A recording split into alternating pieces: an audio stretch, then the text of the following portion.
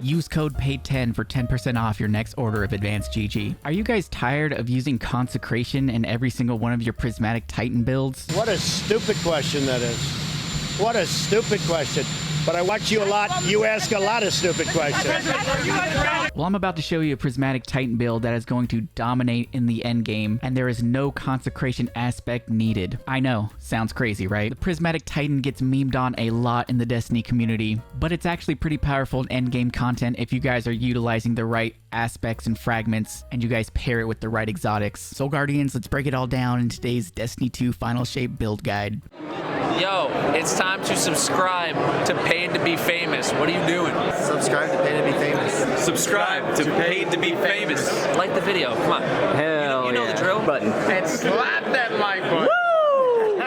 Now what makes this build so good is that we're going to be utilizing multiple different damage resistance. We're going to be utilizing Frost Armor, Woven Mail, and Void Overshield to give us an insane amount of damage resist. Now for our super, we're going to be taking the Glacial Quake. You can slam your gauntlet down to create a shockwave that freezes targets and sends out stasis crystals to freeze additional ones. Now this super is not meant for DPS, it's more for ad clear. And this super does slow enemies, so it will be effective against overload champions. And on the Prismatic Titan, we have our Prismatic Grenade, the Electrified Snare, which out of all three of the subclasses, this is my favorite Prismatic Grenade. You throw an explosive device energized with Strand Matter and Arc Energy that detonates in a supercharged suspending burst, and it will suspend targets as well as jolt targets. So this one grenade right here will be effective against Unstoppables and overload champions. Getting into our abilities, we are taking the Rally Barricade. It's a smaller barrier that you can peek over while aiming down sights, and it will increase your weapon reload speed, stability, and range when you stand behind it. The reason we're using this is because it has a faster cooldown than the Towering Barricade. For your jump, you can use whatever you want, and when it comes to your melee, we're going to be using the Shield Throw. We can hurl our Void Shield towards a target. The shield can ricochet off multiple targets and surfaces, granting an overshield for each hit. So this right here is how we're going to be utilizing the Void Overshield. And for our grenade, we'll be using the Shackle Grenade, a thrown weapon of weighted strand matter that detonates on impact, suspending targets and creating additional suspending projectiles. This is also yet another way that we're going to be able to suspend unstoppable champions. Then getting into our first aspect, we have the Knockout Arc aspect. Critically wounding a target or breaking their shields infuses your melee attack with Arc Energy and increases your melee range and damage for a short duration. Defeating targets with melee attacks makes you amplified and restores a portion of your health. Defeating more powerful combatants increases the amount of health restored. This aspect's pretty important because we're going to be in that endgame content. We're going to need a way to heal ourselves, and with Knockout you can physically melee a combatant to get health back, or you can throw your Void Overshield to get that health back. So you don't have to be right up on the enemies. You can throw your shield from a distance, which is really nice. Then for our second aspect, we have the Dranger's Lash Strand aspect. Activate your Barricade ability to create a ripple in reality that travels forward along the ground, suspending and damaging targets it hits. This is a very good strand aspect, especially if you're in trouble in endgame. You can just pop your barricade. It's going to shoot out 3 waves that track, and it's going to suspend the targets in the air for a short duration so that you can get your health back or fall back and get cover or just deal with the enemies outright. Now for our first fragment, we have the Facet of Courage. Our Arc, Solar, and Void abilities deal increased damage to targets afflicted by the darkness debuffs, and it also gives you a +10 to discipline. So this is going to be very good to pair with the Dranger's Lash, because the Dranger's Lash suspend counts as a darkness debuff. So once the enemies are suspended, we'll be able to throw our Void Overshield, and that Void Shield is now going to do increased damage to the suspended targets. And with the Knockout aspect, critically wounding a target or breaking their shield will increase the melee range and damage. So Facet of Courage is a must-have fragment for this build. Then next up, we have the Facet of Protection. While surrounded by combatants, you are more resistant to incoming damage, while Transcendent, the effect is increased, gives us a +10 to our strength. Now since we're a Titan, we're going to be meleeing things, we're going to be up close a lot of the time. This makes it so that when we are within 15 meters of 3 or more enemies, we're going to get a 15% increase to our damage resist. So this fragment is also really nice, helps you stay alive. Moving on from there, we have the Facet of Hope. While you have an elemental buff,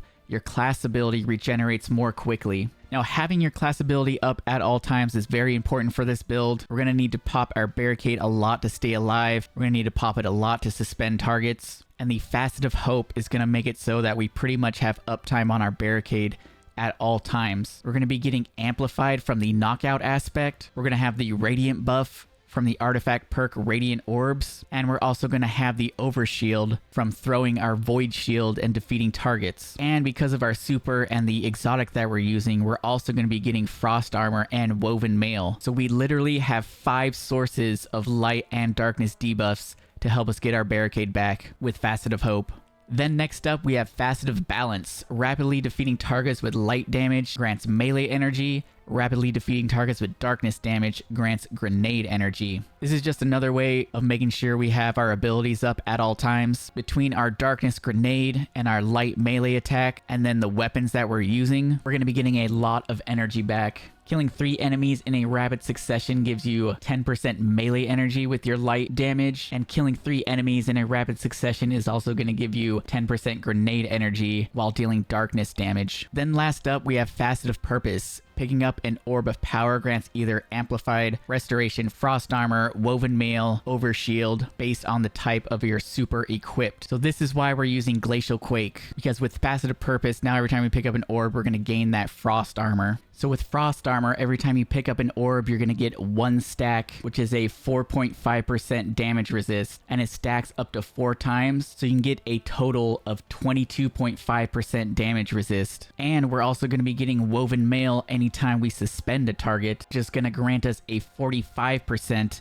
increase to damage resist on top of the frost armor. And with Faceted Protection, that's another 15% increase to damage resist, as well as any overshield that we gain from throwing our void melee. So as you can see, we are beefing up our Prismatic Titan a lot, stacking all of these damage resists. Now getting into the armor mods, we have a hands-on mod on our helmet, so we get super energy whenever we throw our void shield. We have a void siphon mod, because I'm using the Graviton Lance. We also have heavy ammo finder on our helmet. We have impact induction, causing damage with powered melee attacks, reduces our grenade cooldown. And we also have a heavy-handed mod, so our powered melee final blows create an orb. On the chest piece, I have some arc resistance. Switch these up to whatever you guys need. Then I also have a void reserves mod. On the legs, I have Invigoration, reduces melee cooldown each time we pick up an orb. I have Elemental Charge, so every time we destroy a strand tangle, we get a chance to get an armor charge. And we also have Recuperation, replenishes health each time you pick up an Orb of Power. On our class item, we have a Reaper mod. After using our class ability, which we're going to have up at all times,